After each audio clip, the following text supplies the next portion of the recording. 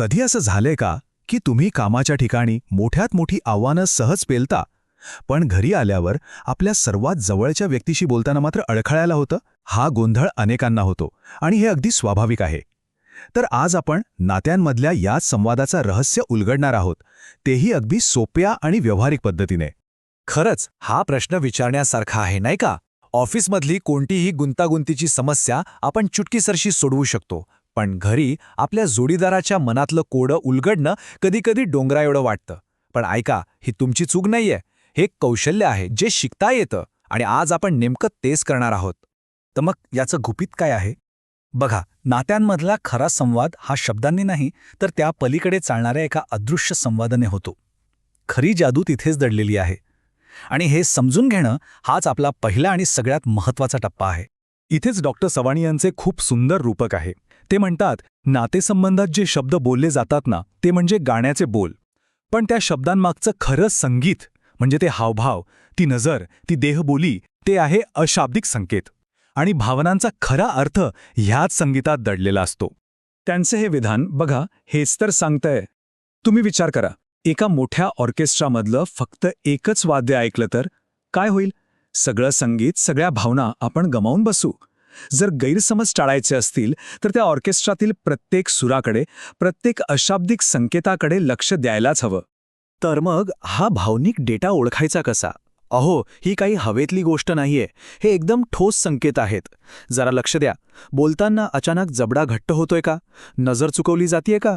ओठ क्षणभर खाली वागतायत का? किंवा श्वास घेण्याची पद्धत अचानक बदलतेय का? हे सगळे real time emotional data points आहेत, जे आपल्याला त्या क्षणी खरी माहिती देत असतात.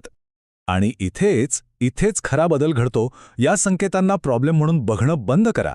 उलट जेव्हा आपल्याला हे संकेत दिसतात, तेव्हा असं समजा की समोरची व्यक्ती नकळतपणे आपल्याला त्यांच्या मनात डोकावायची एक संधी देत आहे. नातं अधिक खोलवर नेण्यासाठीचं हे एक आमंत्रण आहे. आता बघा, आपल्यासारख्या लोकांची एक सवय असते. कोणतीही समस्या दिसली की आपण लगेच सोल्युशन मोडमध्ये जातो. कामाच्या ठिकाणी हे एकदम बरोबर आहे, उत्तम आहे. पण नात्यांमध्ये भावनिक क्षणी हीच सवय धोकादायक ठरू शकते. म्हणूनच आता आपण एका नवीन, अधिक प्रभावी प्रोटोकॉलवर काम करूया, ज्याचं नाव आहे सहानुभूतीपूर्ण उपस्थिती. हे खूप सोपं पण जबरदस्त फ्रेमवर्क आहे. पहिलं, फक्त निरीक्षण करा, संकेत ओळखा, कोणताही जजमेंट न ठेवता. दुसरं, आणि हे सगळ्यात महत्त्वाचं आहे, सल्ला देण्याची घाई थांबवा, फक्त थांबा. तिसरं, आपलं 100% लक्ष त्या व्यक्तीला द्या. आणि चौथं, एक साधा प्रश्न विचारा, जो हे दाखवेल की आपल्याला त्यांच्या भावनांची कदर आहे. चला एक साधं उदाहरण घेऊया. आपली जोडीदार काहीतरी सांगत आहे आणि अचानक तिची नजर दुसरीकडे वळते. आपला फिक्सिट मोड लगेच ऑन होतो. अरे सोडून दे ना ते, असं करून बघ. हा झाला समस्येवरचा उपाय. आता याऐवजी सहानुभूतीपूर्ण प्रतिसाद कसा असेल? तुम्ही शांतपणे म्हणता, मी पाहिलं, तू बोलता बोलता दुसरीकडे पाहिलंस, काय चाललंय मनात? बघा, फरक जाणवतोय ना? इथे उपाय नाही, फक्त आणि फक्त काळजी आहे.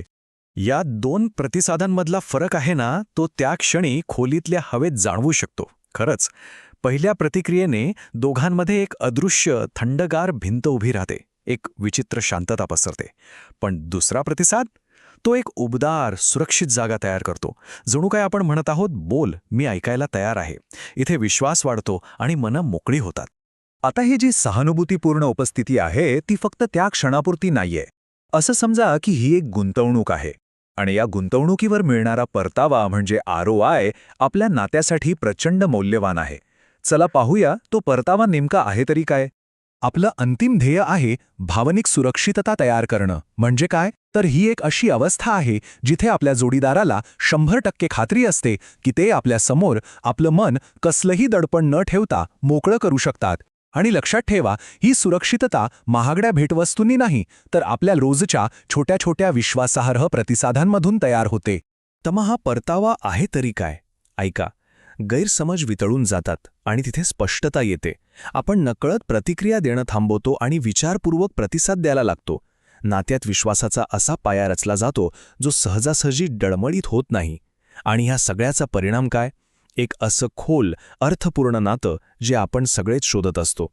तर आता प्रश्न फक्त एकच आहे, आपण आपल्या नात्यात यापुढेही फक्त गाण्याचे बोल ऐकत राहणार की त्यामागे दडलेलं खरं संगीत अनुभवण्यासाठी तयार होणार, त्या खऱ्या भावना समजून घेणार.